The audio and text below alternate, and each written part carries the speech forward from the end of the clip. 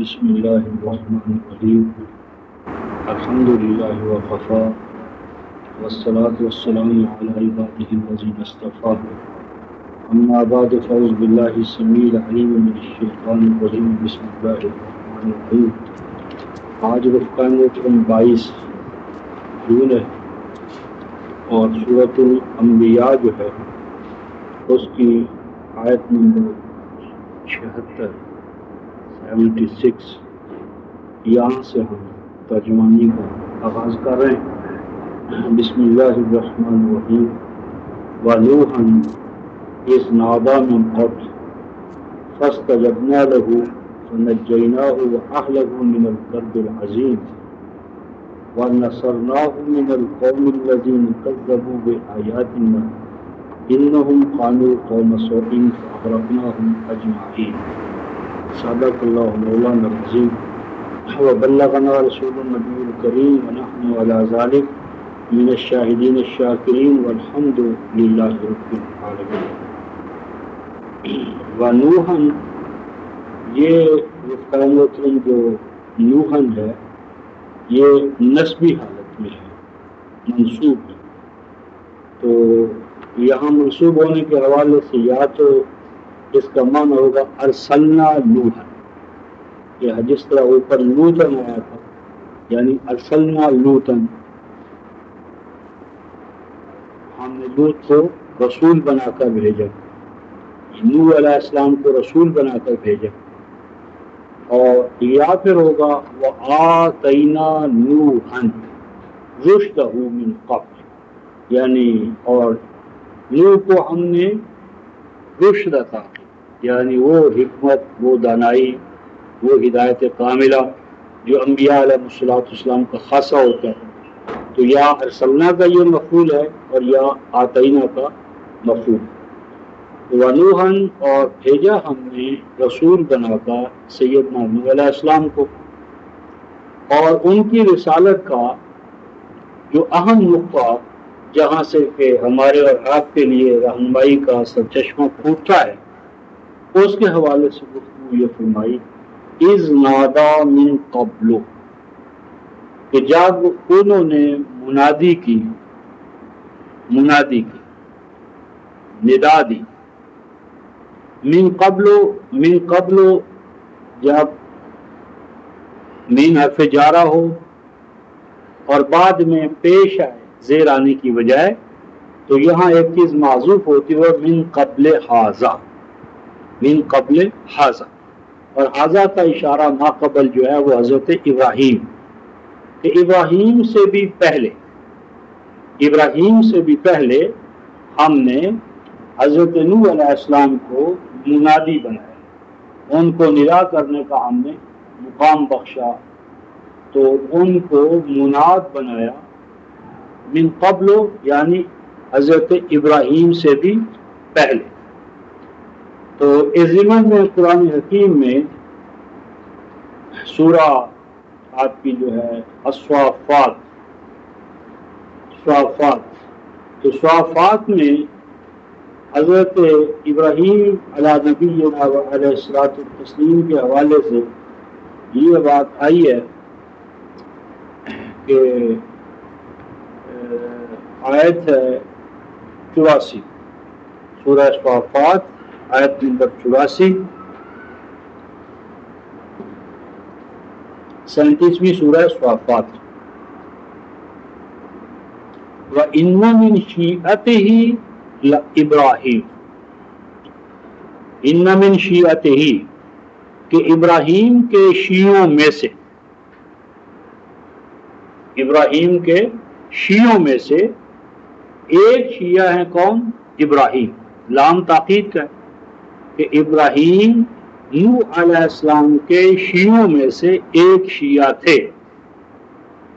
تو اس کا مطلب یہ ہوا کہ شیعہ جو ہے، شیعہ لفظ وہ محمود بھی ہے اور مذموم بھی۔ اصل میں شیعہ کیا ہے؟ شاع شیعو، کسی کی بات کو پھیلانا، کسی کی بات کی اشاعت کرنا، کسی کے نقطہ نظر کی ترجمانی کرنا، سپورٹ کرنا، اس کا دست و بازو بننا۔ تو شیعہ جو ہے وہ ہر حال میں قابل مذمت نہیں ہوتا۔ شیعہ کا معنی ہوتا ہے دست و بازو، اگر وہ حق کا دست و بازو ہے تو وہ شیعۃ الحق ہے، اگر وہ باطل اور شیطان کا سپورٹر ہے، معاون و مددگار ہے، تو وہ شیعۃ الشیطان ہے۔ تو شیعہ اپنی ذات میں برا لفظ نہیں ہے، کیونکہ حضرت نوح علیہ السلام کے شیعوں میں سے ابراہیم تھے۔ ان من شیعتہ لابراہیم، کہ نوح علیہ السلام کے شیعوں میں سے ضرور بضرور ابراہیم بھی تھے۔ تو یعنی وہ آئیڈیالوجی، وہ نقطہ نظر، وہ نظام حیات جس کا کہ نوح ترجمان تھا، نوح ترجمان تھے، نمائندہ تھے، مناد تھے، تو اسی ترجمانی کے محافظ و نگہبان، امین، پاسبان ٹھہرائے گئے جناب ابراہیم علیہ نبینا وعلیہ الصلوۃ والتسلیم۔ تو یہ حوالہ تھا سورہ صافات آیت نمبر 84، ان من شیعتہ لابراہیم۔ اب ہم آیت 76 پہ ہیں، سورہ الانبیاء آیت نمبر 76۔ اذ نادا من قبلو، من قبلو پر بتایا من قبل ابراہیم، من قبل ھذا، ابراہیم سے بھی پہلے منادی کی، اللہ کی توحید کی، اللہ کے نظام حیات کی، کس نے؟ جناب نوح نے۔ فاستجبنا لہ، تو ہم نے اس کی وہ جو منادی تھی، ندا تھی، پکار تھی، دعوت تھی، اس پر لبیک کہا، اس کو کامیاب کیا، اس کو سنا، سننے کے بعد اس کو سرفرازی بخشی۔ فنجیناہ وأہلہ، پھر اس کے نتیجے میں ہم نے نجات دی، نکالا تکالیف سے، مصائب سے، آلام سے، غموں سے اس کو، وأہلہ، اور اس کے اہل۔ یہاں اہل سے مراد اس کے خون اور نسب کے اہل نہیں ہے، اہل سے مراد یہاں اس کے ہم فکر، وہ جو فکری نقطہ نظر تھا، موقف تھا ابراہیم کا، اسی موقف کو اختیار کرنے والے۔ تو اہل فکر اور عقیدے سے چلتا ہے، کیونکہ ان کا جو اپنا بیٹا تھا، ان کا اپنا بیٹا، اس کو اللہ تبارک و تعالیٰ نے ان کا اہل نہیں مانا، وہ ان کا سگا بیٹا تھا، یا لطف عام میں جو کہتے ہیں وہ ان کا بیٹا تھا، اور بیٹا ہونے کے باوجود اللہ تبارک و تعالیٰ نے ان کو ابراہیم نوح کا اہل نہیں مانا۔ یہ دیکھیں سورہ ہود آیت نمبر 46، کہ جب وہ قوم غرق ہو گئی تو انہوں نے، حضرت نوح نے اللہ کے حضور میں التجا کی اور وعدہ یاد دلایا کہ آپ کے اہل کو بچا لیا جائے گا۔ تو حضرت نوح نے کہا، کہا نوح علیہ السلام نے، رب، اے میرے پروردگار، ان ابنی من اہلی، کہ میرا جو بیٹا تھا وہ تو یقیناً میرے اہل میں سے تھا، اہل بمعنی اہل و عیال، رفقا، ساتھی۔ وَإِنَّ وَعْدَكَ الْحَقُّ، اور آپ نے کہا تھا کہ آپ کے اہل کو بچایا جائے گا، میرے اہل کو بچایا جائے گا، تو میرا وہ اہل بیٹا میرے اہل میں سے تھا، وہ کیوں نہ بچا؟ تو اللہ تعالیٰ نے جواب دیا، جواب دیا اللہ تبارک و تعالیٰ، یا نوح، اے نوح، انہ لیس من اہلک، کہ اے نوح یہ تیرا تصور صحیح نہیں ہے، اہل کی جو بنیاد تو نے نسل پر، خون پر، رشتے پر رکھی ہے، یہ تصور صحیح نہیں۔ بے شک وہ تیرا بیٹا تو تھا لیکن وہ تیرے اہل میں سے نہیں تھا، کیوں؟ انہو عمل غیر صالح،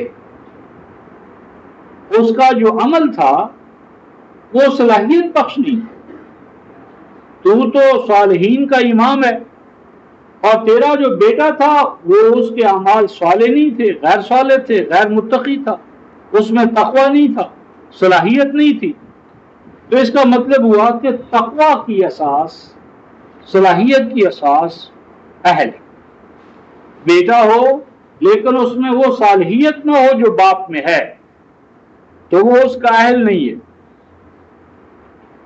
11 میں آیت 46 آگے فرمایا، فلا تسألنی ما لیس لک بہ علم، انی اعوذک ان تکون من الجاہلین، فرمایا کہ میں، اللہ تعالیٰ نے فرمایا کہ ہم تمہیں یہ حقیقت اس لیے اس سے آگاہ کر رہے ہیں کہ ایسا نہ ہو کہ اگر یہ حقیقت سے تو باخبر نہ رہے گا تو جاہلوں میں سے ہو جائے. یعنی یہ جاہلی تصور ہے کہ اگر صلاحیت و صالحیت نہ ہو تو مجرد خون، نسل، رنگ، علاقہ، جغرافیہ، اس کی بنیاد پر کسی کو اپنا اہل مانا جائے، سمجھا جائے، اور اس پر تمام اپنی خلافت اسی کو دے دی جائے کیونکہ خلف اکبر، صلاحیت ہو یا نہ ہو، صالح ہو یا نہ ہو. اور یہی بات رفقائے محترم سیدنا ابراہیم علی نبینا علیہ الصلوۃ والتسلیم کے حوالے سے سورہ ابراہیم میں ہمیں بتائی گئی تھی. 14ویں سورہ ہے.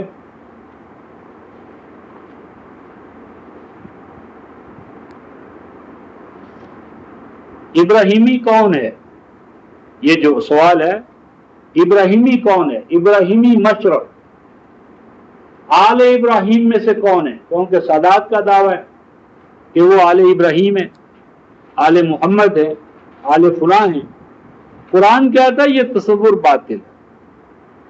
اہل اور آل کا تعلق سیڈ سے نہیں ہوتا. ہاں اگر سیڈ والا بھی اس پیغام اور نظام کے اوپر آ جائے تو شامل ہوگا، لیکن اگر وہ اس پیغام، نظام، صلاحیت اور تقوی سے خالی ہے تو مجرد ابراہیم کی نسل میں سے ہونا یا نوح کی نسل میں سے ہونا اس کو اہل میں داخل نہیں کرے گا، آل میں داخل نہیں کرے گا. آل محمد کون ہے؟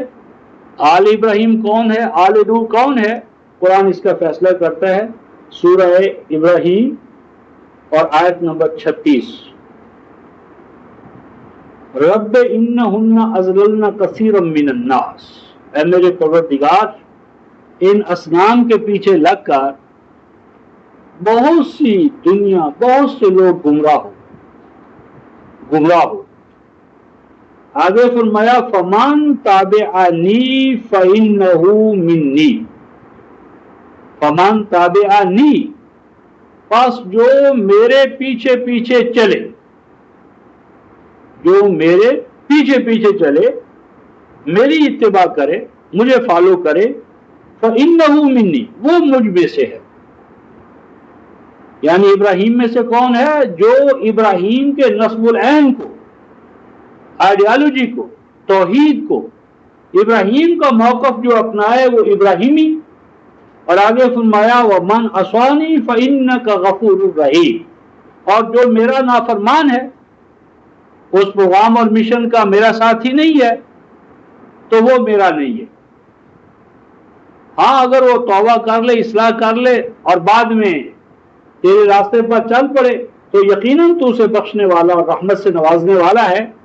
لیکن جس کو اپنا کہا ہے وہ کہا ہے فمن تابعنی فإنہ منی. اب یہاں پر سوال پیدا ہوا کہ ابراہیم کی اتباع کیسے کی جائے؟ ابراہیم تو موجود ہی نہیں. ہزارہ سال ہوئے ابراہیم چلے گئے، تو ابراہیم کی اتباع کیسے کی جائے؟ ہم چاہتے ہیں کہ ابراہیمی بنے، آل ابراہیم میں سے ہوں. تو ابراہیمیت کا آج کیسے حصول ہو سکتا ہے؟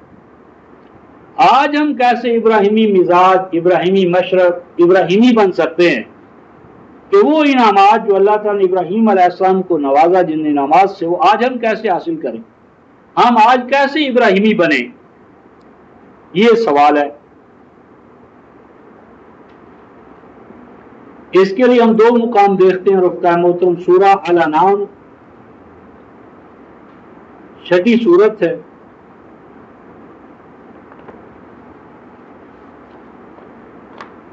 سورہ الانعام 6 سورہ،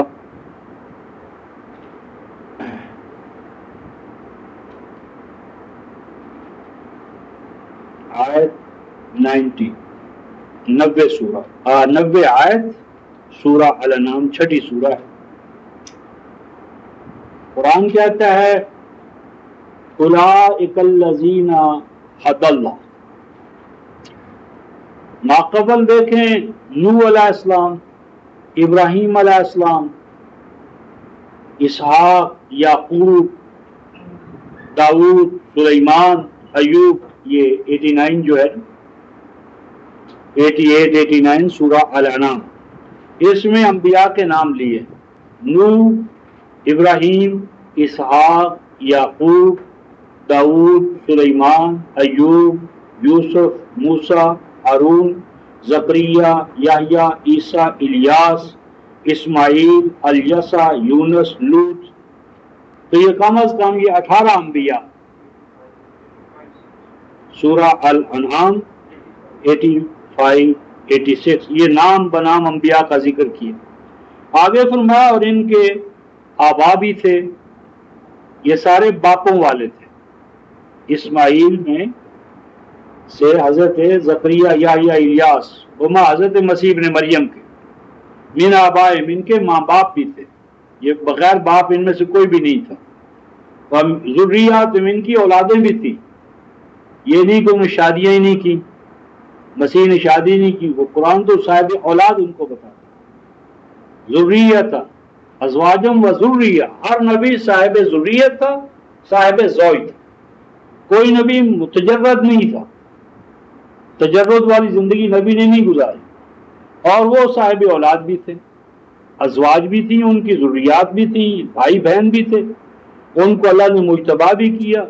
تو انہی انبیاء کے حوالے سے آیت 90، اولئک الذین، یہ وہ انبیاء ہیں، ہدی اللہ، کہ جن کو اللہ تبارک و تعالی نے مقام ہدایت پہ فائز کیا۔ آگے کیا حکم ہوا؟ فَبِهُدَاهُ مُقْتَدِرْ، یعنی قرآن یہ کہتا ہے کہ پس ان کی ہدایت کی اقتدا کر، نبیوں کی اقتدا نہ کر، یعنی نبیوں کی شخصی اقتدا نہیں ہے، یعنی یوں نہیں قرآن کہتا فَبِهُدَاهُ مُقْتَدِرْ، ہم نہیں کہتا، بلکہ جو ہو ہے مفرد ہے، مفرد، یعنی انبیاء علیہ السلام جو ہدایت لے کر آئے تھے وہ ہدایت ایک ہی تھی، نوح علیہ السلام سے لے کر مسیح اور محمد صلی اللہ علیہ وسلم تمام انبیاء ایک ہی ہدایت لے کر آئے تھے، دو ہدایتیں نہیں تھی۔ تو اصل ہدایت اور اتباع اور اقتداء ہدایت کی ہے، ابراہیم کی اقتداء نہیں ہے۔ ابراہیم کی طرف نازل ہونے والی ہدایت جو تھی الہدا، اس کی اتباع ہے، اور وہ جو ان انبیاء سابقین کی طرف اللہ نے ہدایت کی تھی وہ ساری کی ساری جامع شکل میں اب قرآن حکیم میں آ گئی۔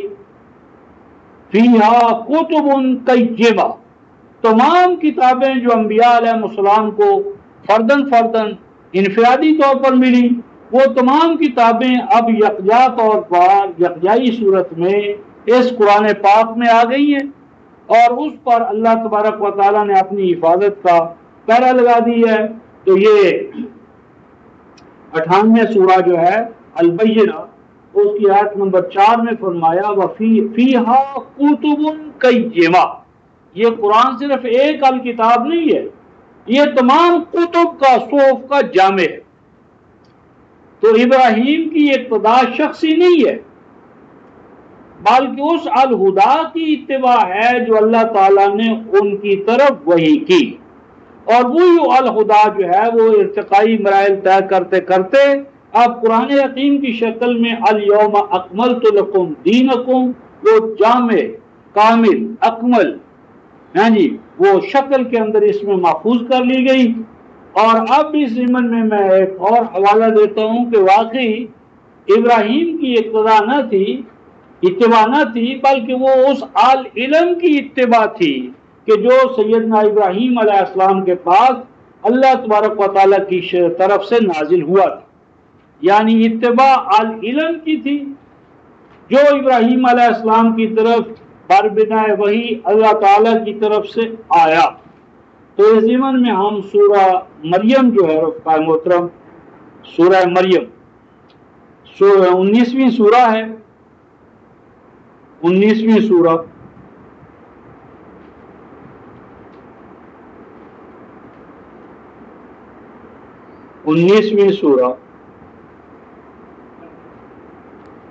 اور 19ویں سورہ میں آیت نمبر 43 سورہ مریم 19ویں سورہ آیت نمبر 43 ارشاد فرمایا یا آبات، اے میرے ابا جان۔ ابراہیم جب خطاب کر رہے ہیں اپنے باپ کو تو یوں فرماتے ہیں یا آبات، اے میرے ابا جان، انی قد جاءنی من العلم، کہ اب میرے پاس العلم آ گیا ہے، میرے پاس العلم آ گیا ہے۔ اس لیے معلوم یاد ہے یہ وہ علم ہے جو آپ کے پاس نہیں ہے، یعنی علم وحی، علم الہدا، کہ میرے پاس علم الہدا آیا ہے، اب پہلے میرے پاس بھی نہیں تھا، میرے پاس اب العلم آیا اللہ کی جانب سے۔ آج اس علم کے آ جانے کی وجہ سے فَاتَّبِعْنِی أَهْدِكَ صِرَاطًا سَوِيًّا، تم میرے پیچھے پیچھے چلو۔ جماعتی زندگی اس طرح ہوگی کہ علم کی اتباع ہم سب جامع شکل میں، جماعتی شکل میں کریں گے۔ تو یعنی نبی کی اتباع دراصل علم کی اتباع ہوتی ہے، اور نبی مرکز ملت ہوتا ہے، ملت اور امت کا مرکز نبی ہوتا ہے، اور امت اور نبی کے لیے اصل امام جس کی اتباع کرنا ہوتی ہے وہ علم ہوتا ہے، علم الہدا، علم قرآن، علم وحی، ریویل نالج، ریویل گائیڈنس۔ تو وہ جو ریویل گائیڈنس ہوتی ہے اصل اتباع اس کی ہوتی ہے، اور وہ نبی جو ہے اس کی اتباع کا ذریعہ بنتا ہے، کیونکہ جماعتی زندگی اس کے بغیر نہیں ہو سکتی کہ ایک نظم ہو، ڈسپلن ہو، اور اس نظم اور زندگی میں رسول کی حیثیت مرکز ملت کی ہوتی ہے۔ اور اس ضمن میں قرآن حکیم میں رفقائے محترم ایک اور مقام میں آپ کے سامنے لانا چاہتا ہوں، کیونکہ اس مسئلے کی تفہیم جو ہے وہ بہت ضروری ہے۔ تو اس میں 40ویں سورہ جو ہے، 40ویں سورہ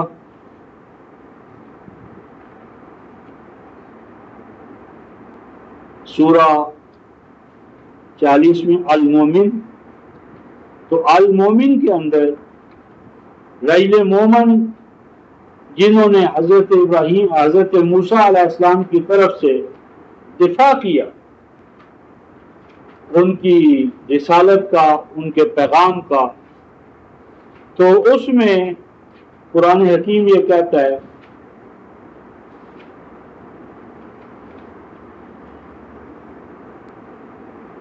سورہ مومن آیت نمبر 38 وقال الذی آمن، اور کہا اس شخص نے کہ جو مومن ہو گیا تھا، اگرچہ اپنے ایمان کو سٹیج پہ وہ چھپائے ہوئے تھا، ڈکلیئر نہیں کیا تھا، وہ انڈر گراؤنڈ رہ کر ایمان کا کام کر رہا تھا، یکتم ایمان، یہ رجل مومن جو تھا اس کے بارے میں قرآن نے کہا کہ وہ یکتم ایمانہ، اسی سورہ المومن کی آیت نمبر 28۔ تو اس کو ہم کہتے ہیں کہ یہ سری دور ہوتا ہے۔ بعض ایسی شخصیات ہوتی ہیں کہ ان کو امام اور قائد کہتے ہیں تم اپنے مومن ہونے کو ڈکلیئر نہ کرو، انڈکلیئرڈ تم زیادہ بہتر کام کرو گے اسلام اور ایمان کا۔ یکتم ایمانہ، وہ اپنے ایمان کو چھپائے ہوئے تھا، ایمان اوپن نہیں کیا تھا، ڈکلیئرڈ اور اوپن مومن نہیں تھے وہ۔ ایمان قرآن ان کا محفوظ مانتا ہے، اللہ محفوظ مانتے ہیں کہ وہ تھا وہ مومن، لیکن اپنا ایمان انہوں نے ڈسکلوز نہیں کیا تھا، اوپن نہیں کیا تھا، ڈکلیئرڈ مومن نہیں تھے، لیکن وہ جماعت مومنین کے فرد۔ خیر یہ ایک الگ حکمت عملی کا مسئلہ آ جائے گا۔ تو انہوں نے، اس رجل مومن نے آیت نمبر 38 میں یہ ارشاد فرمایا کہ انہوں نے اپنی قوم سے یا کیبنٹ سے یا فرعونیوں سے یوں کہا، یا قوم، اے میری قوم، کیا کرو، اتبعونی، اتبعونی، تم میری اتباع کرو۔ اب یہاں اتباع کرنے سے مراد یہ نہیں ہے کہ موسیٰ کی اتباع نہ کرو، میری اتباع کرو، بلکہ یہاں جس اتباع کا دعویٰ ہے وہ ہے کہ جس طرح میں اللہ کی طرف سے نازل ہونے والی ہدایت پر ایمان لایا ہوں، تم میرے نقش قدم پر چلو. یعنی ایمان لانے میں میرا نمونہ جو ہے وہ تمہارے سامنے ہو گیا ہے قائم. اس نمونے کی اقتدا کرتے ہوئے تم بھی اسی قرآن الہدا پر ایمان لاؤ, موسیٰ پر ایمان لاؤ. تو نبی پر ایمان دراصل الہدا پر ایمان ہوتا ہے. اصل ایمان الہدا اور قرآن پر ایمان ہے. تو یہ جو الہدا پر ایمان ہوتا ہے رفقان محترم, جب امتوں میں زوال آتا ہے تو وہ نبی کی شخصیت پر ایمان کو اصل کر دیتے ہیں اور الہدا بیک گراؤنڈ میں چلی جاتی ہے. یعنی نبی کی شخصیت ابھر آتی ہے, جو اس کو ابھارا جاتا ہے, مذہبی پیشوائیت اس کو ابھارتی ہے, اور میسج جو نبی پر آتا ہے جو اصل ہوتا ہے اس کو بیک گراؤنڈ میں ڈالا جاتا ہے. یہ زوال کی علامت ہے. اور اس زوال کی علامت سے ہمیں آگاہ کیا گیا تھا کس میں؟ سورہ محمد. سورہ محمد صلی اللہ علیہ وسلم جو ہے 47ویں سورہ ہے, اور اس میں اس بات کو اتنا ابھارا کیونکہ وہیں سے تو یہ سارا نظام انفیوز ہوگا, اصلاح اور گائیڈنس اور دوسری طرف جانے کا راستہ الگ الگ ہوگا. تو یہ سورہ ابراہیم محمد جو ہے 47ویں سورہ رفقا محترم, اس کی آیت نمبر 2. 47 سورہ محمد اور اس کی آیت نمبر 2 میں ہم یہ پڑھتے ہیں. قرآن کہتا ہے والذین آمنوا وعملوا الصالحات, وہ لوگ جو ایمان لا رہے ہیں, لائیں گے, لاتے رہیں گے. وعملوا الصالحات, اور جو صلاحیت بخش کام کر رہے ہیں, کریں گے, کرتے رہیں گے. اب یہاں 2 چیزیں فرمائی, آمنوا وعملوا الصالحات, ایمان اور اعمال صالحہ. اور آمنوا کو اگلے الفاظ میں کھولا کہ ایمان کس چیز کا نام ہے. قرآن کیا کہہ رہا ہے؟ وَآمَنُوا بِمَا نُزِّلَ عَلَى مُحَمَّدٍ. ایمان نام ہے کس چیز کا؟ کہ ایمان لائے وہ اس چیز پر جو محمد پہ نازل کیا گیا. یعنی ہمارا جو رائج الوقت تصور ہے وہ تو یوں ہونا چاہیے تھا کہ آمنوا بمحمد, کہ وہ ایمان لائے محمد پر.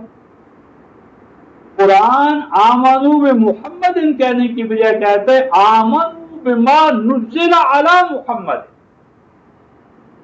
کہ محمد تو میسنجر ہیں, اصل میسج نہیں ہے. تمام زوال پذیر امتوں میں یہ سورہ الاعراف کا موضوع ہے. زوال کیا مانا؟ کہ میسج کی بجائے میسنجر کی شخصیت اصل ہو جاتی. میسنجر کی شخصیت, پھر اس کے نالین مبارکین, روزہ مبارک, پگڑی, امامہ, وہ بلا لو مجھے مدینے, بلا لو مجھے, یعنی اس کی ذات, یعنی جب اینگل تبدیل ہوتا ہے, رخ تبدیل ہوتا ہے, تو شخصیت اصل بن جاتی ہے اور میسج بیک گراؤنڈ میں چلا جاتا ہے. میسج پر تو غلاف پر غلاف چڑھاتے چلے جائیں گے, اور رسول کی شخصیت کو, اس کے روزے کو چومنا اور چاٹنا, اور اس کی عبادت اور پرستش, نالین کی پرستش, امامے کی اور روئے مبارک کی, منہ مبارک کی اور دانتوں کی پرستش ہوگی. اور جس کے لیے دانت قربان کروائے گئے وہ کیا تھی؟ توحید. وہ کیا تھا؟ قرآن. تو قرآن بیک گراؤنڈ میں چلا جائے گا, اور دانت, اور وہ بھی سارے مصنوعی, امامے بھی مصنوعی, نالین بھی مصنوعی. تو کاروبار مصنوعات پر چلا جائے گا, اور حقیقی جو میسج ہے وہ بیک گراؤنڈ میں چلا جائے گا. تو قرآن نے کہا آمنوا بما نزل علی محمد, ایمان اس چیز پر کہ جو محمد رسول اللہ پر نازل کیا گیا. اور وہ کیا ہے جو نازل کیا گیا ہے؟ وَهُوَ الْحَقُّ مِنْ رَبِّهِمْ, وہ ہے اصل حق. نبی ہوتا ہے مظہر الحق, نبی ہوتا ہے حاد الحق. وہ اپنی ذات میں حق نہیں ہوتا, وہ حق نما ہوتا ہے. تو جب آپ دین شخصیات سے سمجھیں گے تو آپ کا اینگل یا نقطہ نظر اور ہوگا.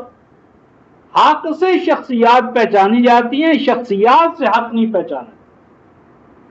ہمارا المیہ یہ ہے کہ ہم شخصیات کے تھرو حق کے پاس جانا چاہتے ہیں، اور جب شخصیات کے تھرو، تو جیسی شخصیت اسی اینگل سے، اسی اینک سے، رنگین اینک سے جب ہم حق کو دیکھتے ہیں، آبجیکٹو ریئلٹی کو اگر آپ رنگین اینک سے دیکھیں گے تو آپ کو وہی نظر آئے گی جو آپ نے رنگین اینک پہنے ہو۔ تو اینک جب تک اتاریں گے نہیں، objective reality as it is جو ہے وہ ہمیں نظر نہیں آئے گی۔ تو قرآن نے سورہ محمد میں یہ نقطہ بتایا تھا کہ محمد نہیں، وہ الحق جو محمد پہ نازل ہو رہا ہے قرآن، اس پر ایمان اصل ایمان ہے۔ ان پر اللہ کا وعدہ تھا کفر عنہم سیئاتہم واصلح بالہم، اگر وہ حق جو محمد پہ نازل ہوا ہے، اگر تم اس کی اتباع کرتے رہو گے تو تمہارے قریب بھی بدحالیاں نہیں آئیں گی۔ بدحالیاں فکر میں، عقیدے میں، علم میں، عمل میں، فرد میں، جماعت میں، ذہن میں، ضمیر میں، قلب میں، قالب میں، بیماریاں، روگ، کمزوریاں، توازن شکنیاں، کفر عنہم سیئاتہم، ہم دور رکھیں گے۔ توازن شکنیاں وہ راستہ نہیں پا سکیں گی بشرطے کہ حق محمد اس پر جماعت مومنین کا ایمان ہو، وَأَصْلَحَ بَالَهُمْ، اور ان کی انفرادی اور اجتماعی حالت ہمیشہ سدھری رہے، پرسکون، پر اطمینان، راضیۃ مرضیہ۔ تو یہاں میں نے جس بات پر زور دینا چاہا ہے وہ یہ ہے کہ ابراہیم یا نوح، ان کی اصل شخصیت جو بشری ہے وہ تو ہمیشہ کے لیے تھی نہیں۔ جس چیز کو اللہ تعالیٰ نے دوام بخشنا چاہا تھا وہ ان کا میسیج تھا، رسالت تھی، الہدا تھی۔ تو امتیں جب تک تو الہدا سے وابستہ رہتی ہیں، وہ مقام محمود تھا۔ جب الہدا کی بجائے وہ شخصیات جو پیغام لے کر آتی ہیں وہ ان کی وارفتہ، درویدہ، شیفتہ ہو جاتی ہیں، تو وہ دور زوال ہوتا ہے۔ تو قرآن نے کہا کہ ہم نے نوح کو جو پیغام حیات دیا، وہی پیغام حیات ان کے اہل کے لیے تھا، لیکن جب وہ اہل فکر اور عقیدے میں اہل رہے وہ کامیاب رہے۔ جب فکر اور عقیدے کی بجائے نسل آ گئی، رنگ آ گیا، خون آ گیا، تو وہ تمام تباہی کی طرف چلے گئے۔ پھر وہ نسل میں ہونے کے باوجود بھی کرب عظیم میں مبتلا رہے، اللہ نے ان کو نجات نہ دی۔ اور اس ضمن میں جو سادات کا تصور ہے جی، سید السادات از نسل خلیل، تو اس کو بھی دیکھ لو، قرآن حکیم نے سادات کو جہنم میں قرار دیا۔ سادات میں ہونا کوئی جنتی ہونے کی دلیل نہیں۔ قرآن نے کہا سورہ الاحزاب 33ویں سورہ رفقہ محترم اور آیت 67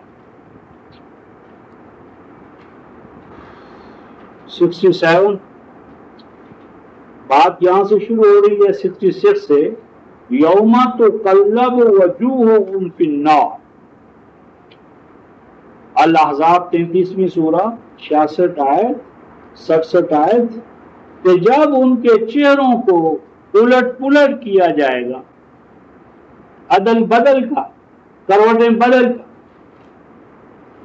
ان کے چہروں کو جہنم میں کبھی دایاں کبھی بایاں، کبھی ایک کروٹ دوسری کروٹ، ایک گال دوسرا گال، اور وجوہ سے مراد قائدین بھی ہوتا ہے، وجہ القوم قادتو، کہ جب ان کے چہروں کو، قائدین کو، ائمہ کو، پیشواؤں کو، کرنے والے حاجت روا مشکل کشا جو تھے، ان کو جب الٹ پلٹ کیا جائے گا جہنم میں، آگ میں، یقولون، تو اس وقت وہ کہیں گے، کیا کہیں گے؟ یا لیتنا اطعنا اللہ و اطعنا الرسول، اے کاش کہ ہم فرمان برداری میں رہتے اللہ کی، اور اللہ کی فرمان برداری کیا ہے؟ اطعنا الرسول، اور رسول کی اطاعت، اور الرسول سے مراد دراصل پیغام ہے۔ قرآن میں رسول کا اطلاق پیغام پر بھی ہوا ہے، پیامبر پر بھی ہوا ہے، تو اصل پیغام رسالت ہے۔ کاش کہ ہم اصل رسالت جو ہے اس کے پیچھے پیچھے چلتے رہتے، پھر فرمایا وہ کہیں گے قالو ربنا، اے ہمارے پروردگار، انا اطعنا سادتنا وکبراءنا فاضلونا السبیل، اے پروردگار عالم، اے ہمارے رب، انا اطعنا، بے شک ہم اطاعت کرتے رہے، فرما برداری میں رہے، مرید بن کر رہے، کن کے مطیع و فرما بردار رہے؟ سادہ، سادہ جمع ہے سید، ہم تو اپنے سادات کے سیدوں کے پیچھے پیچھے چلتے رہے، وکبراءنا، کبیر، سید السادات ہمارے امام پیشوا مقتدا، پھر ہم پیچھے پیچھے چلے اپنے کبیر سیاست دانوں کے، وڈیروں کے، تو پولیٹیکل سیاست میں وڈیرے، معیشت میں وڈیرے، معاشرت میں وڈیرے، اور پھر ہمارے سادات، ہم تو ان کے پیچھے چلتے رہے ساری زندگی، بلائنڈ فیتھ، یہ ان کا جھنڈا قیامت میں ہمیں نظر آ جائے گا، تم ہمارے جھنڈے کے نیچے آ جاؤ گے، شفاعت کروائیں گے، بخشوا لیں گے ہم تمہیں، ہماری شرینیاں نذرانے پکے کو، تو ہم تو ان کے پیچھے چلتے رہے، تو آگے کیا الفاظ ہیں؟ فَأَضَلُّونَ السَّبِيلَ، تو آج یہاں آ کر آنکھیں کھلی اور پتہ چلا کہ اللہ بدراہ کر دیا انہوں نے ہمیں السبیلا، تیرے راستے سے، تیرا قرآن کا راستہ تو انہوں نے دکھایا نہیں، یہ تو آنکھیں آج کھلی ہماری۔ اللہ تعالیٰ کا کتنا کرم ہے رفقائے محترم کہ جو المیزان قیامت میں ترازو جن پر آپ کے اور میرے اعمال کو، عقائد کو تولا جانا ہے، وہ المیزان کتاب الہی ہے، قرآن پاک ہے۔ ہمیں قبل از وقت یہ ترازو عطا کر کے اللہ نے کتنا کرم کیا ہے، فضل کیا ہے، رحمت کی ہے، کہ بجائے اس کے کہ قیامت میں جا کر ہمیں پتہ سیدوں کا چلے، کبیر و افراد کا چلے، ہم حیات دنیا میں اللہ کی میزان پر انہیں تول لیں۔ نازع الموازین القسط لیوم القیامہ، قیامت میں جو میزان کھڑی ہونی ہے، ترازو، وہ کیا ہے؟ 42 سورہ شورى اس کی آیت نمبر 17 اور 18 میں قبل از وقت ہمیں بتا دیا گیا ہے کہ وہ المیزان کتاب، اللہ الذی انزل علیک الکتاب بالحق والمیزان، کتاب الہی دراصل میزان سماوی، میزان الہی، اور امت کو جس میزان کے حوالے سے اعمال کو تولنے کو کہا جائے گا وہ اس کی کتاب ہوگی، اور میرے اور آپ کے اعمال کتاب الہی قرآن پاک کے حوالے سے تولے جائیں گے۔ اور اس سے پہلے کہ وہاں جا کر ہمیں پتہ چلے کتنا کھوٹ ہے، کتنا کھراپن ہے، کتنا اچھا ہو کہ اس حیات دنیا میں ہم اپنے اعمال کا ترازو میں، قرآن کے ترازو میں وزن کرتے رہیں، کھوٹ اور کھراپن معلوم کرتے رہیں، کھرے پن کو اور بڑھائیں، کھوٹے پن سے نجات۔ تو اب ہمیں آ کر پتہ چلا فَأَضَلُّونَ السَّبِيلَ، تیرا راستہ انہوں نے ہمیں گم کروا دیا۔ تو ربنا، ہے ہمارے پروردگار، آتِہِمْ ضِعْفَيْنِ مِنَ الْعَذَابِ، اے اللہ ان سیدوں کو ڈبل عذاب کا، خود گمراہ ہوئے، ہمیں انہوں نے گمراہ کیا، تو خود گمراہ ہوئے، عذاب، ہمیں گمراہ کیا، عذاب، ڈبل عذاب۔ وَلْعَنْهُمْ لَعْنًا كَبِيرًا، اور اے اللہ ان پہ لعنت بھیج، محروم کر انہیں اپنی رحمتوں سے۔ آپ اندازہ لگائیں کہ یہ وہ جو دعا کر رہے، اللہ کو التجا کر رہے، اللہ تبارک و تعالیٰ اس کا نوٹس ہی نہیں لے گا، یہ ان کی پکار اور دعا قابل نوٹس ہی نہیں ہوگی، قابل توجہ ہی نہیں ہوگی، کیونکہ جب عدالت فیصلہ کر دیتی ہے، فائنل، سپریم کورٹ فائنل فیصلہ کر دے اور جیل خانے کے اندر جیلر لے جائے تو چیخنا چلانا کرتے رہو، جیلر کی کیا وجہ، وہ کہتے رہیں، لیکن اس کا مطلب ہے کہ اس کا نوٹس ہی نہیں لیا جائے گا، تو یہ نوٹس کے قابل ہی یہ چیز نہیں ہے۔ تو جب ان چیخوں پکار کا نوٹس ہی نہ لیا جائے گا، کتنی بڑی محرومی ہے رفقہ محترم۔ تو اللہ کا کرم کہ قبل از وقت آپ کو اور ہمیں آگاہ کیا جائے۔ اور اسی ضمن میں رفقہ محترم ایک اور مقام سورہ صاد میں آتا ہے، سورہ صاد 38ویں سورہ میں بڑا عبرت کا مقام ہے۔ قرآن ہمیں یہاں بتا رہا ہے سورہ صاد کی آیت نمبر 65 میں، 64 اور 65 میں، کہ کچھ لوگ جب جہنم میں جائیں گے تو ان کا تو پندار نفس یہ تھا کہ ہم تو پکے جنتی ہیں، ہم جنتی ہیں، ہم فلاں سواد اعظم ہے، ہمارا فلاں جتھا ہے، ہم تو پکے جنتی ہیں۔ مولویوں نے، مفتیوں نے جنت کے ٹھپے لگا لگا کر انہیں وہ ٹکٹیں دی ہوئی۔ جب وہ جہنم میں جا پہنچیں گے بجائے جنت میں جانے کے، تو قرآن کہتا ہے وہاں وہ کہیں گے ہو وہ گروہ، وہ جیسا، وہ جماعت جن کو ہم جہنمی کہا کرتے تھے، وہ آج ہمیں کیوں نظر نہیں آ رہے؟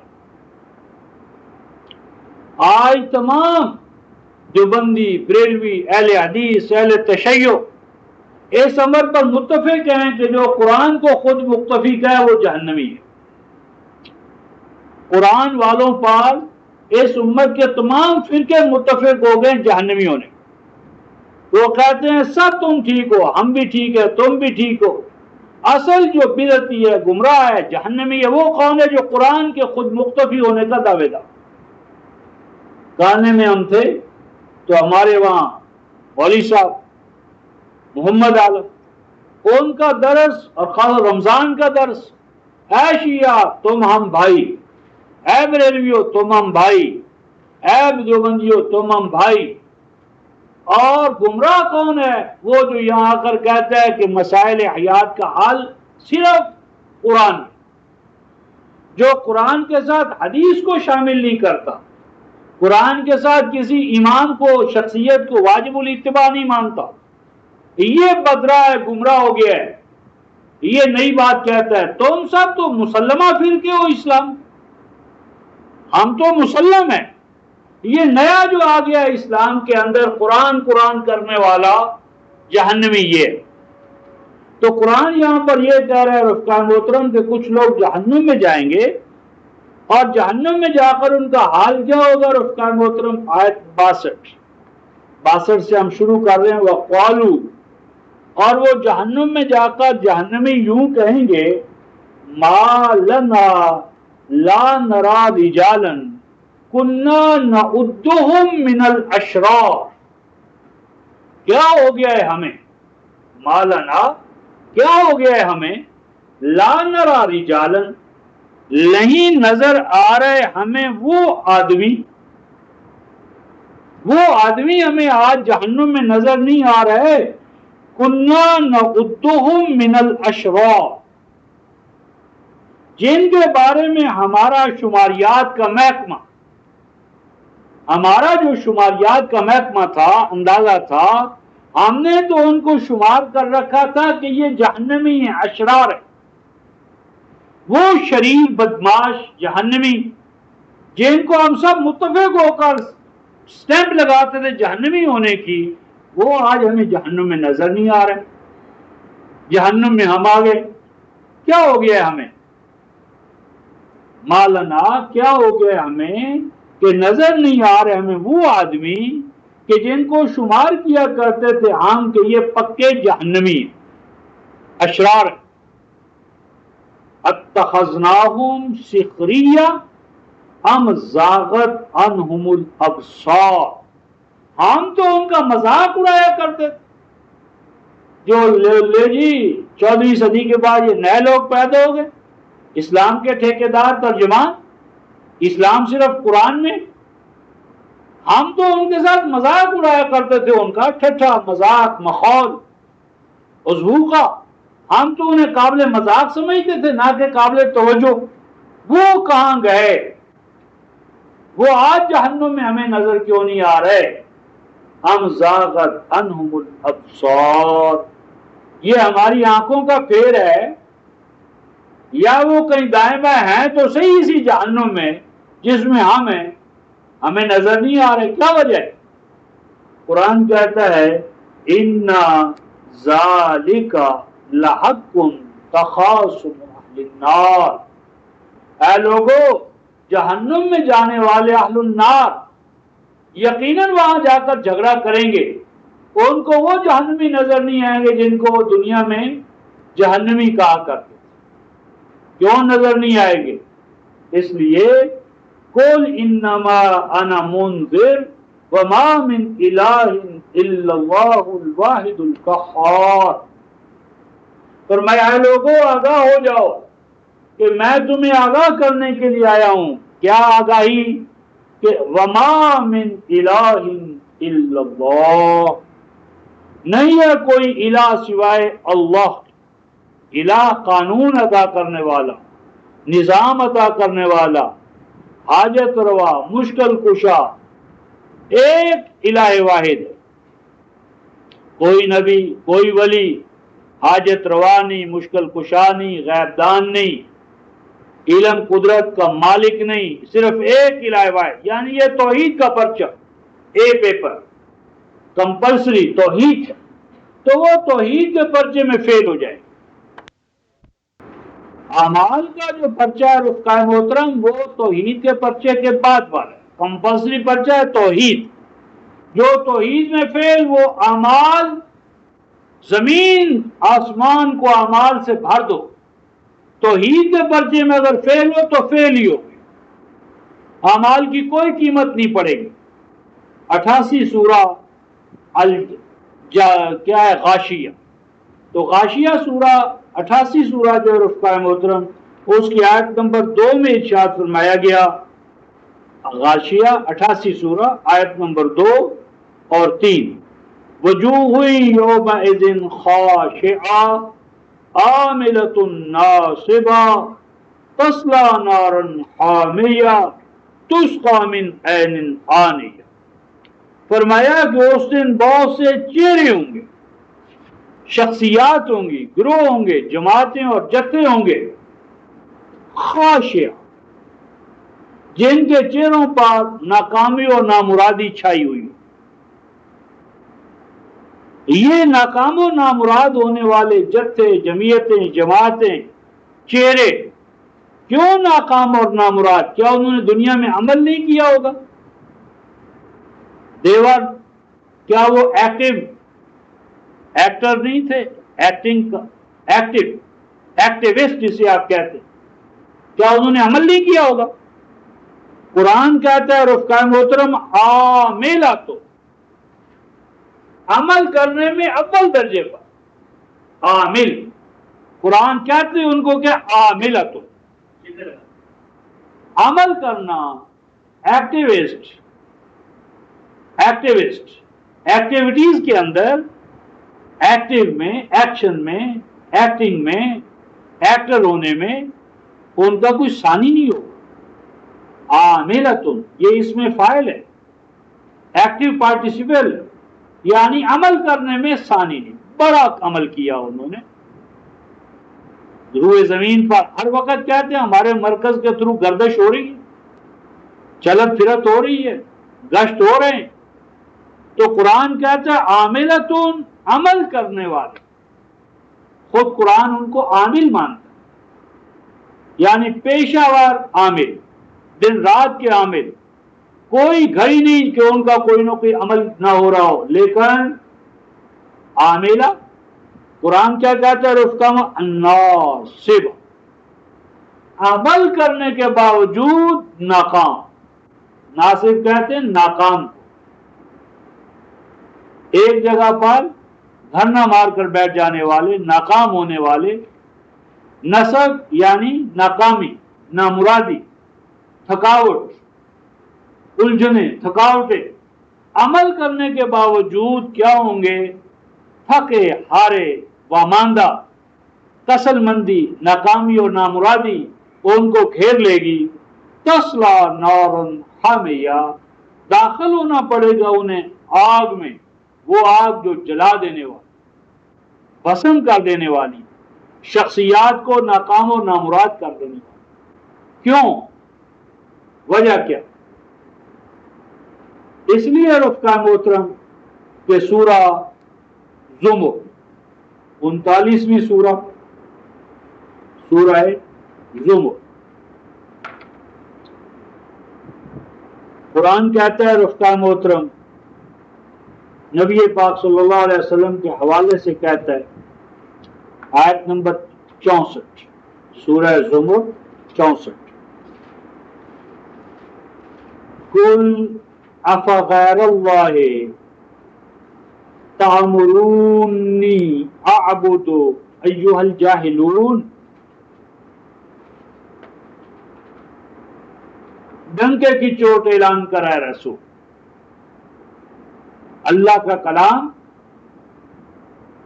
چھپ چھپ کر ڈنکے کی چوٹ اعلان کر، اے رسول اعلان کر، کیا بھلا میں اللہ کے علاوہ کسی اور کو، اے جاہلو، تمہارے کہنے سے اپنا معبود بنا لوں؟ معبود وما من الہ الا اللہ، ایک اللہ ہے معبود، حاکم، حاجت روا، مشکل کشا، قانون اور نظام عطا کرنے والا، مختار کل، غیب دان مطلق، کاشف الضر، ایک الہ واحد، اس کے علاوہ کوئی نبی، کوئی ولی، کوئی فقیر، کوئی محدث، کوئی مفسر نہیں ہے۔ اور آگے فرمایا آیت 65 میں، وَلَقَدْ أُوحِيَ إِلَيْكَ وَإِلَى الَّذِينَ مِن قَبْلِكَ لَئِنْ أَشْرَكْتَ لَيَحْبَطَنَّ عَمَلُكَ وَلَتَكُونَنَّ مِنَ الْخَاسِرِينَ، اے رسول بے شک وحی کیا گیا آپ کی جانب، وَإِلَى الَّذِينَ، اور ان کی جانب بھی، من قبل، جو آپ سے پہلے رسول بنا کر بھیجے گئے، تم سب کی طرف یہ بات ڈنکے کی چوٹ ہم نے پہنچا دی۔ کیا پہنچا دی؟ لَإِنْ أَشْرَكْتَ، اگر آپ نے بھی بفرض محال شریک کیا، یعنی اگر نبی کے اندر بھی بفرض محال کوئی ایسی چیز آ جائے جسے کتاب اللہ نے، اللہ کے علم نے، اللہ کے کلام نے شرک قرار دی ہے، یعنی وہ چیزیں کہ جنہیں کلام وحی میں شرک قرار دیا گیا ہے، اگر وہ نبی کے اندر بھی فرض محال آ جائیں، امت کے اندر، امت کے علماء کی بات نہیں ہو رہی، جہاں سے لائن شروع ہوتی ہے، نبوت ہے، نبی ہے، مرکز ملت ہے، دائرہ ہے، اس دائرے سے سارا نظام پھوٹتا ہے، تو قرآن کہتا ہے کہ اے نبی بفرض محال اگر آپ میں بھی کوئی ایسی چیز آ جائے جسے اللہ کے کلام میں شرک قرار دیا گیا ہو،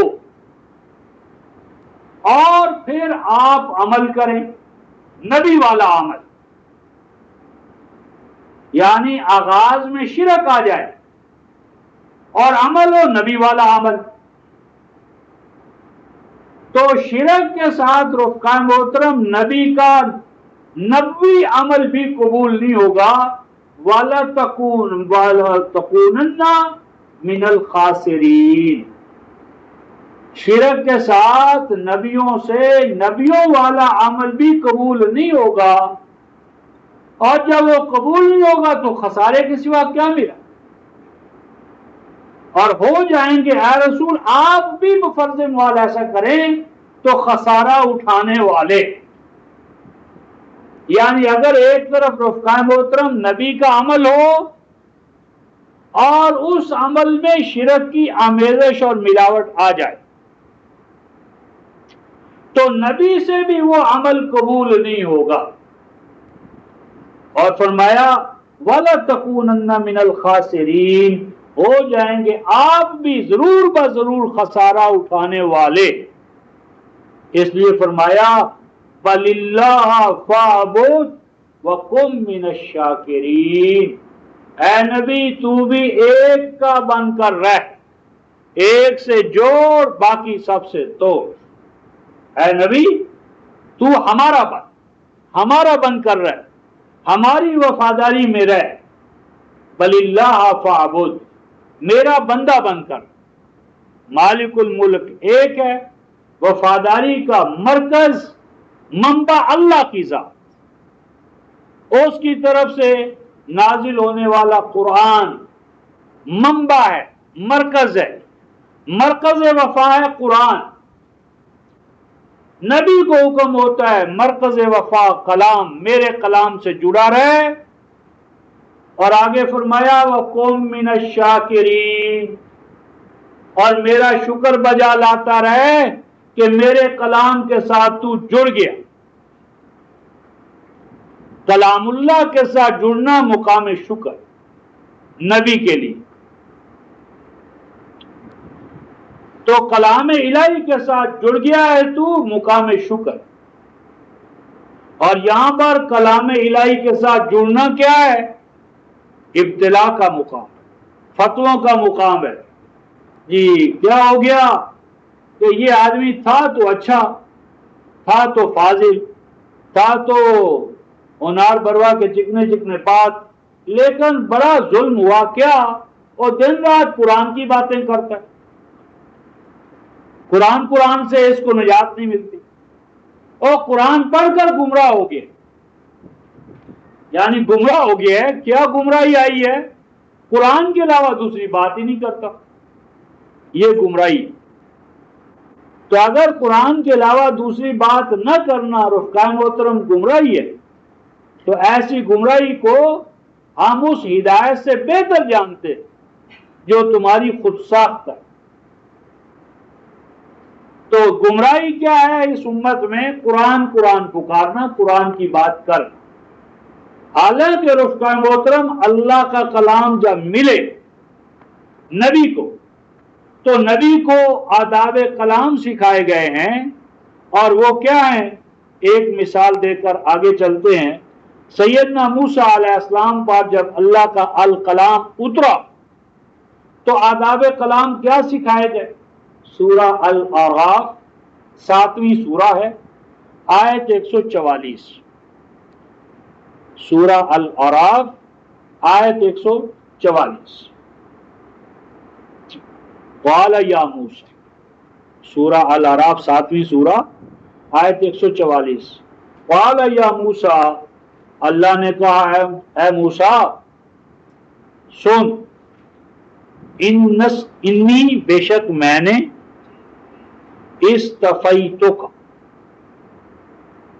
منتخب کر لیا ہے تجھے، منتخب کر لیا ہے میں نے تجھے، علی الناس، وقت کے لوگوں کے مقابلے میں، جو حاضر الوقت لوگ ہیں، موجود الوقت لوگ ہیں، تیرے ارا دور ایج اور ایپک کے جو لوگ ہیں، ان کے مقابلے میں تجھے میں نے منتخب کر لیا ہے۔ کس کام کے لیے؟ بے رسالتی، اپنے میسج کے لیے۔ رسالہ میسجز، میرے جو پیغامات ہیں، اب میں جو تیرے ہم وقت ہم اثر لوگوں پر جو اپنے پیغامات پہنچانا چاہتا ہوں، ان پیغامات کے لیے میں نے تجھے اپنا کیریج بنایا ہے، کیریئر بنایا ہے، آلہ بنایا ہے، ذریعہ بنایا ہے۔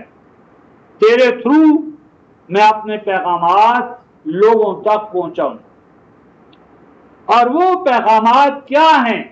واو تفسیریہ ہے۔ کیا فرمایا؟ وَبِقَلَامِی، وہ میرے پیغامات اب کی شکل میں ہیں، وَبِقَلَامِی، وہ میرے کلام کی شکل۔ اللہ کا کلام اللہ کی رسالت ہے، اللہ کی رسالت اللہ کا کلام۔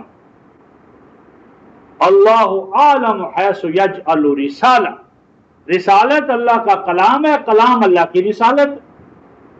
تو اب وہ کلام الہی کامل اور مکمل شکل میں رفقائے محترم قرآن پاک میں محفوظ ہے۔ کتنا بڑا یہ شرف ہے آپ کے اور میرے لیے رفقائے محترم کہ موسیٰ علیہ السلام کو کلام پانے کے لیے نبی پاک صلی اللہ علیہ وسلم کو بھی اور صحابہ کو بھی کامل کلام پانے کے لیے 23 سال انتظار کرنا پڑا. آپ کو اور میرے لیے کوئی انتظار نہیں ہے، کوئی انتظار نہیں ہے. وہ کامل اور مکمل کلام بائے بسم اللہ سے والناس تک جب بھی آپ چاہیں اللہ سے ہم کلام ہو جائیں.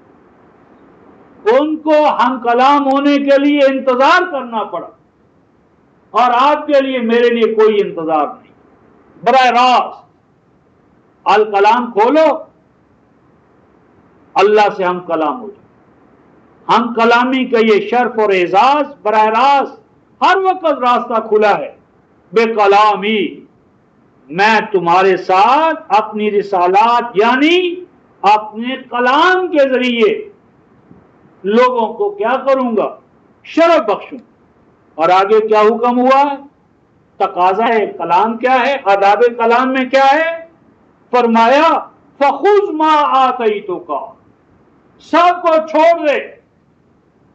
یہ رسل، وہ آئنسٹائن، یہ فلاں یہ فلاں، سب کو چھوڑ. فخذ ما آتیتک، میرے کلام کو مضبوطی سے پکڑ.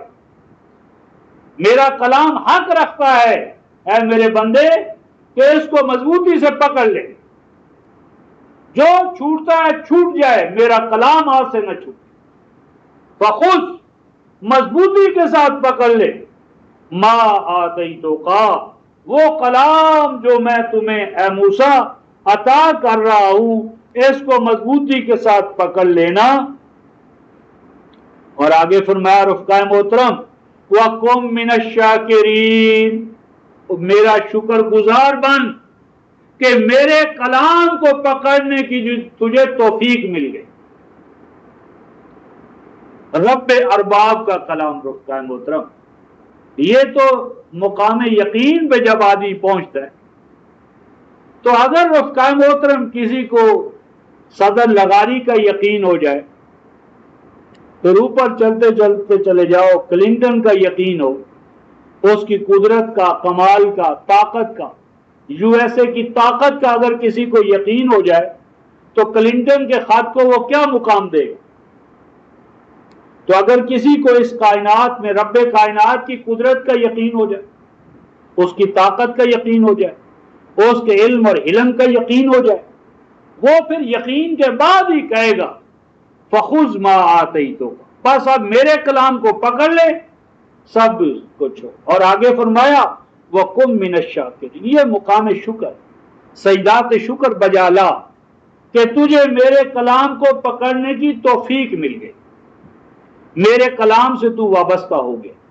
اب کہاں گمراہیاں رہیں، کہاں پردے رہیں، کہاں حجابات رہیں گے؟ میرا کلام تو، کیونکہ اس کلام سے تو براہ راست تم رحمان سے جڑ جاؤ گے. مصور کا تصویر تعارف کرواتی ہے، متکلم سے کلام آگاہی عطا کرتا. قرآن رحمان کے ساتھ آپ کو اور مجھے جوڑ دے گا. زمین پہ بیٹھا ہوا، فرش پہ بیٹھا ہوا عرش والے کے ساتھ ہم کلامی حاصل کریں. زمین پہ بیٹھ کر زمان و مکان سے اوپر اترو گے، زمین فرش پہ بیٹھ کر عرش والے کے جلوے دیکھو گے اگر تم اس کے کلام کے ساتھ جڑ جاؤ. اور آگے فرمایا کہ اے موسیٰ فخذھا، میں درمیان میں چھوڑ رہا ہوں، کتبنا لہ فی الالواح من کل شیء موعظۃ وتفصیلا لکل شیء. موسیٰ کو جو کلام ملا رفقائے محترم، وہ دوامی کلام نہیں تھا، وہ ایٹرنل اور یونیورسل نہیں تھا. وہ موسیٰ کی قوم کے دائرے میں، محدود دائرے میں، اس محدود دائرے میں جو کلام اللہ نے عطا کیا اس کا کمال کیا تھا؟ لکھا ہم نے موسیٰ کے لیے ان الواح میں جو موسیٰ کے لیے تیار کی گئی ہر طرح کی موعظت اور تفصیلاً لکل شیء، جو چیز موسیٰ کی امت کے لیے درکار تھی اس کو ہم نے تفصیل کے ساتھ فیصلہ کن انداز میں جامع اور معنی شکل میں لکھ دیا موسیٰ کے لیے الواح.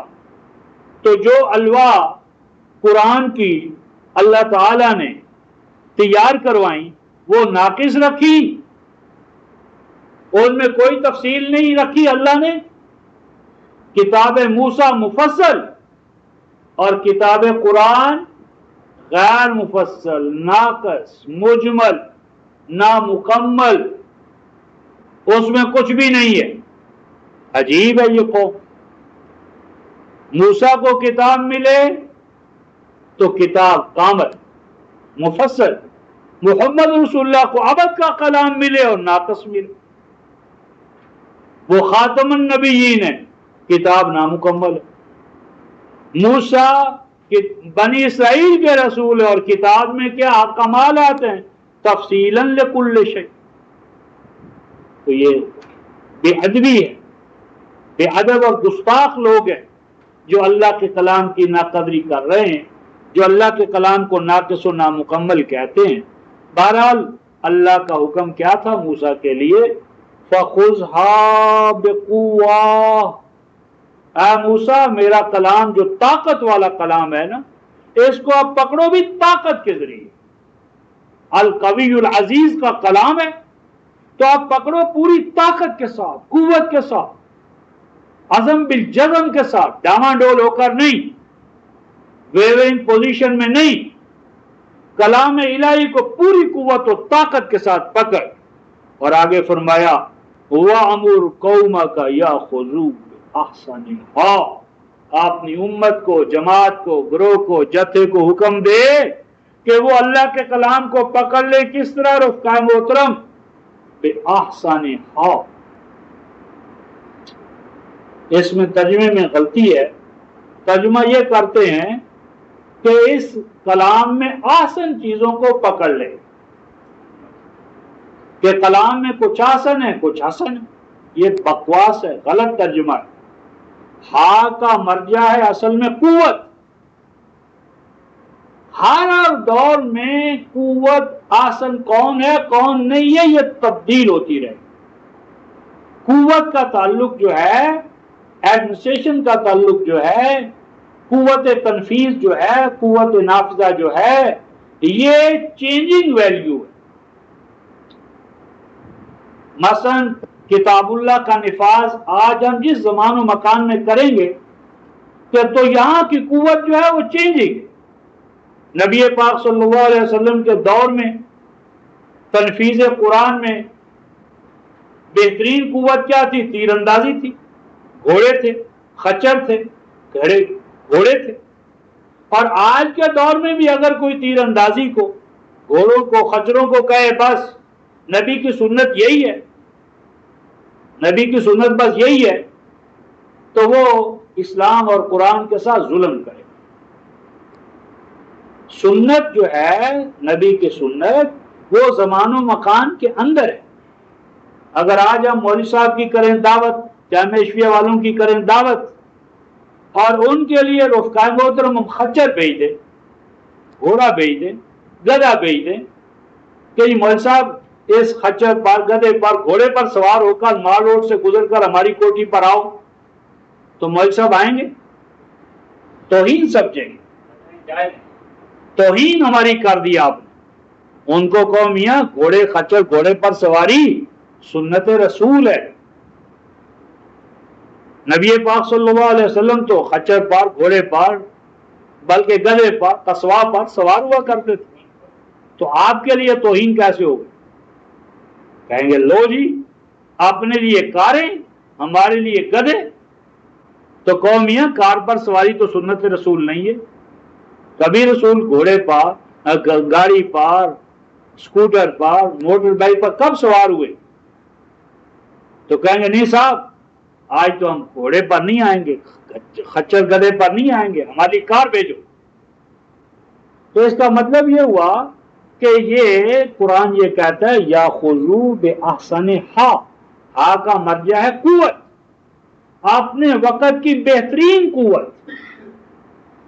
قرآن کو پیش کرو تو اپنی طرف سے بہترین کاغذ لگاؤ، بہترین سیاہی، بہترین کاغذ، بہترین اس کی کیا کرو ڈیزائننگ، بہترین ایڈورٹائزمنٹ. یعنی اپنے زمان و مکان میں جو دا بیسٹ ون ہے، the best one ways and means سے تم الکتاب کو پکڑو۔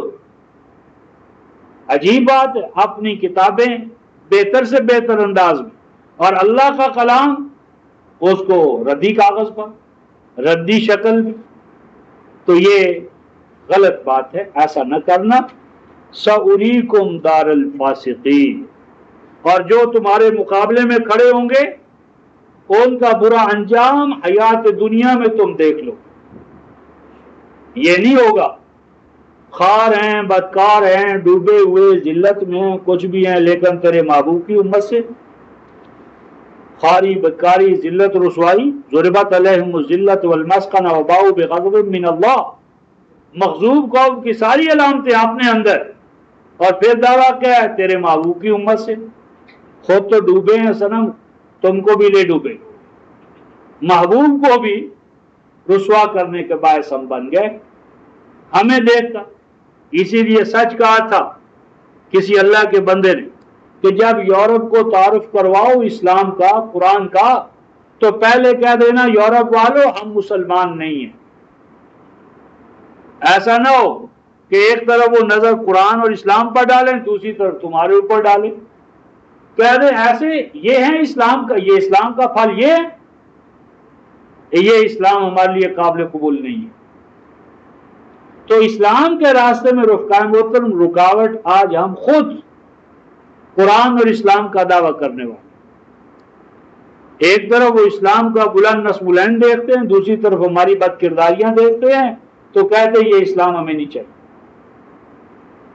تو فرمایا سَأُرِيكُمْ دَارَ الْفَاسِقِينَ، تو فرمایا جو فاسق، بدعہد، عہد شکن، بدعہد و بے وفا راستے میں تمہارے کھڑے ہوں گے، ان کا برا انجام ہم تمہیں سر کی آنکھوں سے دکھا۔ تو کہنا یہ تھا رفقائے محترم کہ سیدنا نوح علیہ السلام کے اہل کے حوالے سے جو بات چلی تھی، تو بات آ گئی اہل محمد، اہل قرآن، ابراہیمی مزاج اور مسلک۔ تو اس ضمن میں ایک آیت لے کر پھر آگے چلتے ہیں کہ آج ابراہیمیت کہاں سے ملے گی، آج محمدیت ہمیں کہاں سے ملے گی؟ اس کا جواب سورہ آل عمران میں آیت نمبر 67 یہ ارشاد فرمایا گیا تھا، یا 68 سورہ آل عمران۔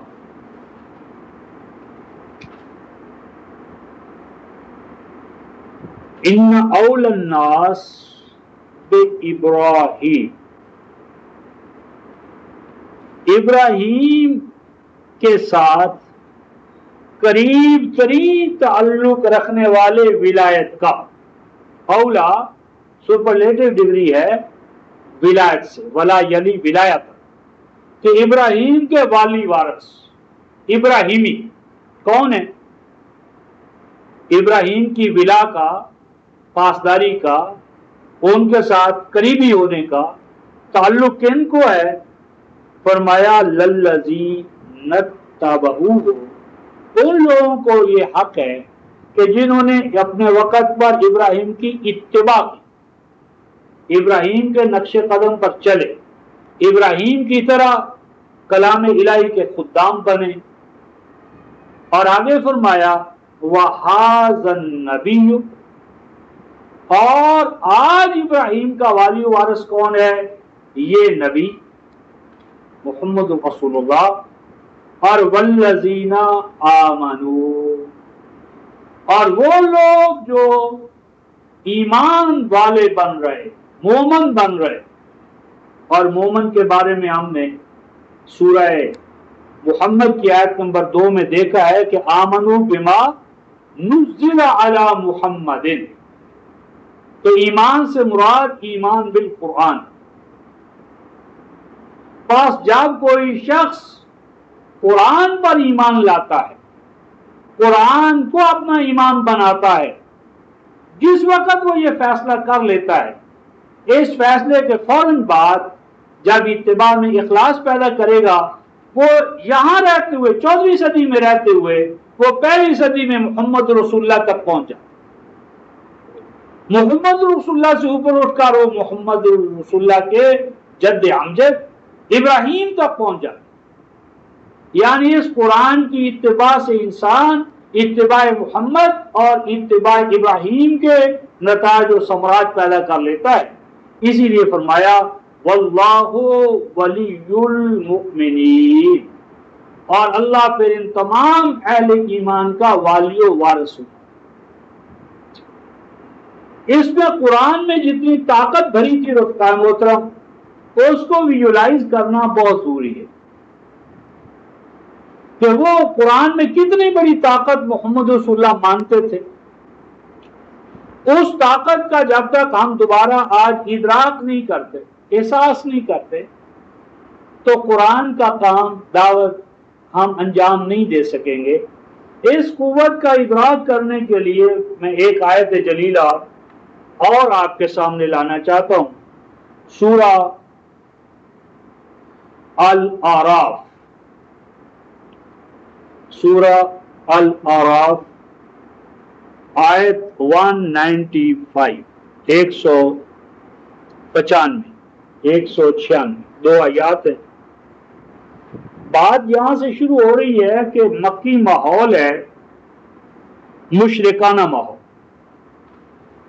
مشرکانہ ماحول کے اندر نبی پاک صلی اللہ علیہ وسلم تنے تنہا ہے، چھوٹی سی محدود جماعت ہے، اور وہاں پر ایک چیلنج، اس چیلنج سے عہدہ برا ہونا ہے. کیسے ہوا جائے؟ رومن ایمپائر، مجوسی ایمپائر، عرب کے قبائل، حتیٰ کہ خود مکہ کا ماحول اور بیت اللہ کا ماحول، چاروں طرف شرک کی شرک ہے. اصنام ہی اصنام ہیں، قبر ہیں، مزارات ہیں، مشائخ ہیں، اعظام. توحید کہیں دور دور تک نظر نہیں آ رہی. ایسے میں حکم ہوتا ہے، اور حکم یہ ہوتا ہے ان الذین تدعون من دون اللہ عباد امثالکم، اے لوگو جن کو تم پکارتے ہو، عبد القادر جیلانی شان للہ، فلاں فلاں فلاں، کوئی مسیح کو پکارتا ہے، کوئی عزیر کو پکارتا ہے، کوئی یا محمد، یا علی ادرکن، یا امام الزمان ادرکن. جن جن کو بھی رفقائے محترم پکارتے ہو، قدیم ہو یا جدید، زندہ ہو یا مردہ، قرآن نے 2 لفظوں میں فیصلہ کر دیا رفقائے محترم، عباد امثالکم. اللہ کے بندوں کن کو پکارتے ہو؟ وہ بھی بندے تھے تم ہی جیسے. عباد، وہ بندے تھے، امثالکم، تم ہی جیسے. اور سورہ نحل کی آیت نمبر 22 میں فرمایا اموات غیر احیاء وما یشعرون ایان یبعثون. اے لوگوں وہ بندے مر گئے. عباد، کیا بندے تھے؟ اموات، مر جانے والے، گزر جانے والے. غیر احیاء، وہ یقیناً آج زندہ نہیں ہے. عباد اموات، مر جانے والے، غیر احیاء، جو بالکل زندہ نہیں ہے. وما یشعرون ایان یبعثون، ان کو تو یہ بھی معلوم نہیں کہ کب ان کی پیشی اللہ کے حضور میں ہونے والی. تو اے لوگو عباد امثالکم فادعوہم فلیستجیبوا لکم ان کنتم صادقین. ان کا تو تمہاری دنیا سے کوئی تعلق ہی نہیں ہے، تم ان کو پکارتے رہو اگرچہ تمہاری یہ پکار قیامت کے دن تک کیوں نہ ہو. 35 آیت نمبر 14 میں قیامت تک پکارتے رہو. لا یستجیب، وہ تمہاری پکار کا جواب نہیں دے سکتے، اور اگر وہ فرض محال وہ سن لیں، اول تو سنتے نہیں، سن لیں تو پکار کا جواب نہیں دے سکتے. قیامت کے دن وہ تمہارے شرک کے منکر ہو کر تمہارے اوپر اللہ کے حضور میں گواہی دیں گے کہ اللہ اگر انہوں نے ہمیں پکارا تھا تو یہ مشرک ہیں، بے ایمان ہیں، ہمارا ان سے کوئی تعلق نہیں۔ سورہ فاطر آیت نمبر 14۔ فرمایا اے لوگو تم کیا کہتے ہو کہ یہ پکاریں سنتے ہیں؟ الہم ارجل یمشون بہا، کیا ان کے پاؤں ہیں کہ تمہاری پکار کو سن کر چل پھر کر تمہاری پکار کو پورا کر سکیں؟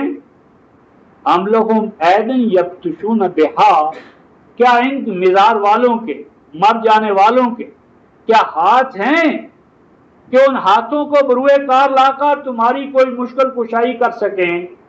ام لہم اعین یبصرون بہا، کیا ان کی کوئی آنکھیں ہیں کہ ان آنکھوں سے دیکھ کر تمہاری مشکل کشائی کر سکیں؟ ام لہم آذان یسمعون بہا، کیا انہوں نے کوئی ٹیلی فون لگائے ہوئے ہیں، وائرلیس سسٹم ہے، ان کے پاس کوئی کان ہے، یسمعون بہا کہ ان کانوں سے یہ تمہاری پکار سنتے ہیں؟ یہ بت نہیں تھے رفقائے محترم، اوپر ان کو قرآن نے کہا عباد، یہ بندے امثالکم، جن کو تم پکارتے ہو وہ تم ہی جیسے، نبی ہو، ولی ہو، زندہ ہو، مردہ ہو۔ یہ بتوں کی بات نہیں ہو رہی، محدثین اور مفسرین نے، مترجمین نے ڈنڈی ماری ہے اور یہاں اس کا اطلاق کر دیا ہے، کس پر؟ اصنام پر، بتوں پر۔ ہم بتوں کو تو نہیں پکارتے، ہم تو علی اجمیری کو پکارتے، عبد القادر جیلانی کو پکارتے، معین الدین اجمیری کو پکارتے، تو یہ بتوں کی بات نہیں ہو رہی رفقائے محترم، عباد امثالکم کی بات ہو رہی۔ اور نبی پاک صلی اللہ علیہ وسلم نے اپنے دادا ابراہیم کی طرح ایک چیلنج کیا رفقائے محترم۔ وہ چیلنج یہ کیا، فرمایا قل ادعوا شرکاءکم ثم کیدون فلا تنظروا، اے لوگو تم مانتے ہو کہ یہ مشکل کشائیں، حاجت روائیں کرنے والے ہیں؟ میں نہیں مانتا، میں نہیں مانتا۔ اس لیے تم ان سب کے مزاروں پر جاؤ، آستانوں پر جاؤ، ان کے مجاوروں کے پاس جاؤ، ٹھاکروں کے پاس جاؤ، اور جا کر کہو کہ یہ محمد باغی ہے، تمہارا باغی ہے، تمہیں نہیں مانتا،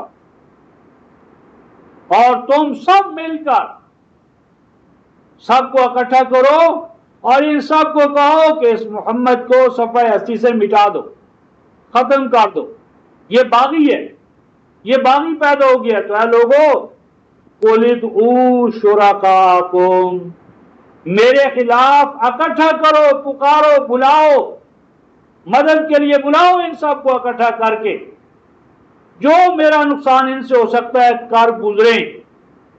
ثم کیدون، تم ان کے ساتھ مل کر جو سازش میرے خلاف کر سکتے ہو کر گزرو، فلا تنظرون، مجھے مت کوئی مہلت دو۔ یہ رفقائے محترم 1400 سال پہلے مکہ کے ماحول میں تنہ تنہا یا ایک محدود سی جماعت کے ساتھ اتنا بڑا چیلنج کر دینا آسان نہیں۔ جب انسان سوچتا ہے کتنا بڑا چیلنج، کتنے اعتماد اور دھڑلے کے ساتھ، تو ذہن میں سوال پیدا ہوتا ہے کہ کیا طاقت ہے رسول کے اندر جو آ گئی ہے؟ 1440 سال پہلے بھی تو اس رسول نے گزارے، یکلخت کیا انقلاب آیا، کیا اندر پاور بھر دی گئی، کیا پاور اندر آ گئی کہ اتنا بڑا چیلنج کرنے کے لیے رسول تیار ہو گئے؟ وہ جو پاور ہے رفقائے محترم، وہ جو بھاپ ہے، پاور ہے، طاقت ہے انجن میں، آج ہمیں اس کا یقین نہیں رہا۔ یقین تو بعد کا مسئلہ ہے، اس کا ادراک ہی نہیں رہا، انڈرسٹینڈنگ ہی ختم ہو گئی، ایپریہنشن یا کمپریہنشن ہی ختم ہو گئی ہے۔ وہ اس قوت کا راز کیا تھا؟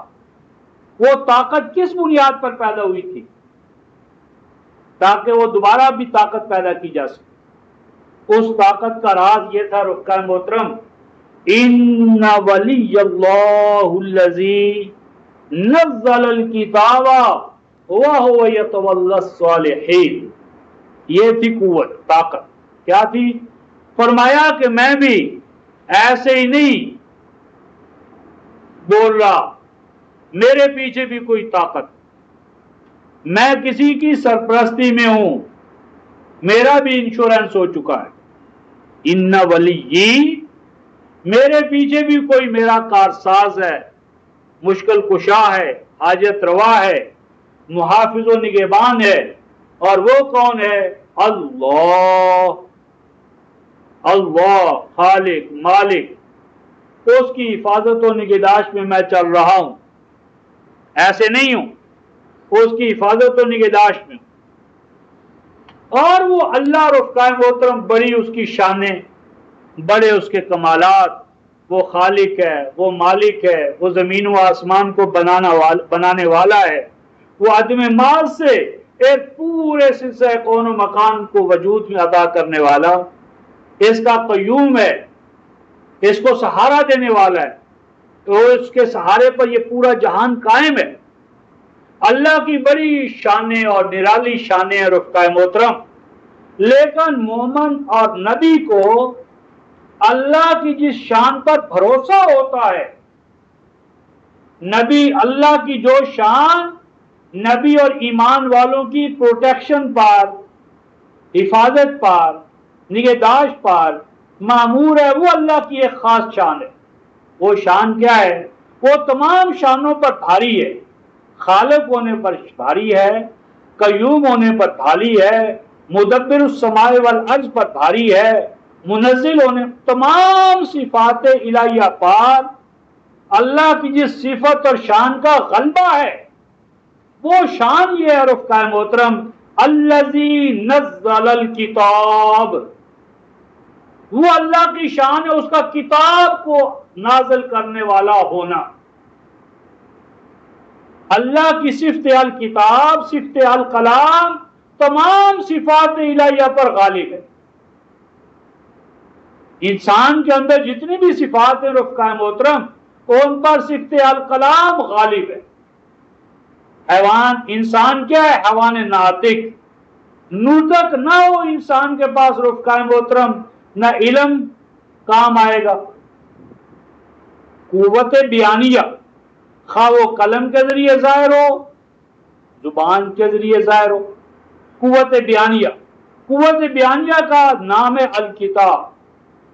میں اس اللہ کے اوپر قربان، میں اس اللہ کے سامنے نثار، میں اس اللہ پر بھروسہ کرتا ہوں، نزل الکتاب، کہ جس نے میرے اوپر کتاب نازل کر دی۔